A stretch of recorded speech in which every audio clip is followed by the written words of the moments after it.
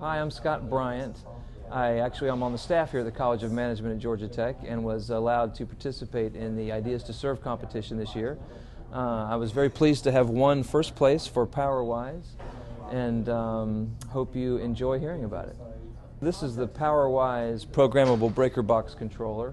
I think it's a good idea for combating phantom power loss. If you don't know what that is, it's the actually energy that leaks out of your appliances and out of your house when things are plugged in but they're not turned on. And we have a chart down here that shows you the different kind of power draw for different items in your home. The biggest culprit's actually your desktop computer draws 16 watts of electricity when it's not even on.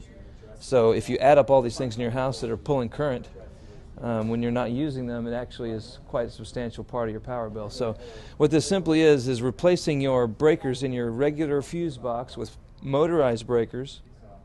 The breakers are then hooked into this programmable device where you can actually cycle them down at times of your choosing. So when you're sleeping at night, for example, you don't need all the breakers in your home on, perhaps just the one controlling your alarm clock or the one controlling your refrigerator.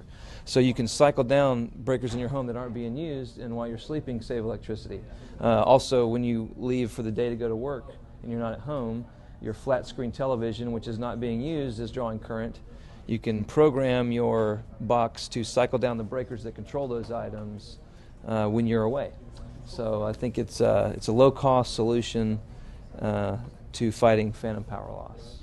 Hans Tui, this is this project is called the Revolver. It speeds up the decomposition process.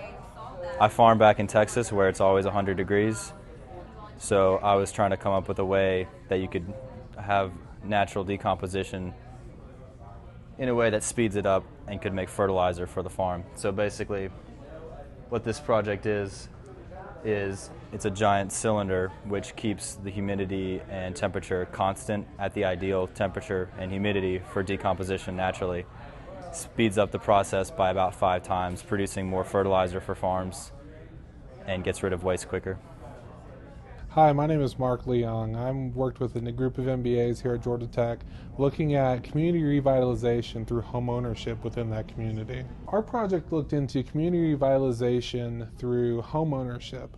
And with the origin of our project was really looking at some of the neighborhoods around Atlanta and sort of their decline over the past 5 to 10 years.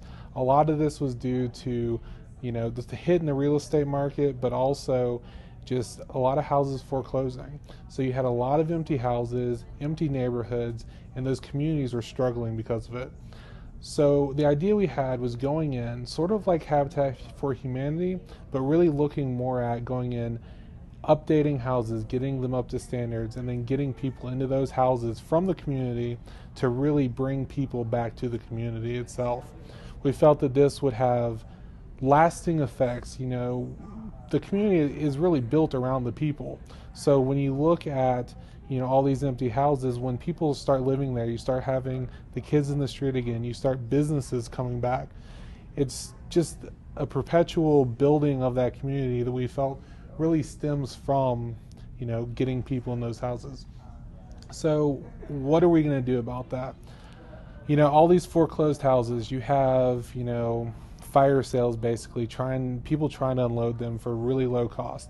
What our company, pretty much a nonprofit, is looking at doing, going in, buying up some of these houses, refurbing them, remodeling them with energy efficient appliances, getting all of them up to code, and really selling them back into the community to deserving families that the community has identified, so that the people who are struggling, who are looking for a place to live, can get back on their feet. Some of the other things we looked at were making sure that we educate those people on how to live financially sound, making sure they have budgets, making sure they're living with their means, and really getting them back on their feet. And we really felt that through the years and through selling these houses back in the community, we can continually grow the company, growing the organization to widen our scope, starting in the land neighborhoods, and then taking that model and really moving it out to, desperate neighborhoods all across the country. Hi, I'm Cameron Miller. I'm Brittany Keller. And our project is the iBall. It's a ball that converts play into energy. So this is the eyeball, and it's energy scavenging sport ball, soccer ball shaped, a little bit heavier, but it actually transfers the energy from when you kick it around the field, stores it, and then you can later discharge it to a personal electronic device. So if you're walking around, your iPod dies, well, just head to soccer practice, and after that, you can charge it a little bit. And what's more ubiquitous than a soccer ball? You can find it on every continent. This technology can be used in the wilderness, in third world countries, places where energy is not readily available, but maybe there's emerging technologies such as cell phones. My name is Andrew Panus. I'm the Vice President for Research and Development for Sora. We are interested in creating energy without the footprint using algae. We think that we can create energy without a footprint. Everyone knows that carbon dioxide emissions are driving climate change today. One of the reasons that there are two bills currently passing through the Senate and the House of Representatives interested in regulating carbon dioxide. This is creating a market for carbon dioxide reduction or elimination, and this is a market that we are moving into. We are taking a different approach than many of our competitors. We are interested in using algae to sequester, to capture the carbon dioxide, reduce emissions of carbon from power plants. We think that we can successfully tackle this problem using algae, and we hope to create this energy without the footprint. My name is Ryan Turk, and my project is called Time for Life. It's a medication management device for illiterate patients in developing countries. Time for Life is a medication management device for illiterate patients in developing countries, and it has its genesis in a conversation that I had with a doctor that worked in Uganda who told me that patients had increasing accessibility to complex medication for diseases such as tuberculosis and AIDS, but that he couldn't give them the medication because they couldn't tell time and they couldn't take it effectively.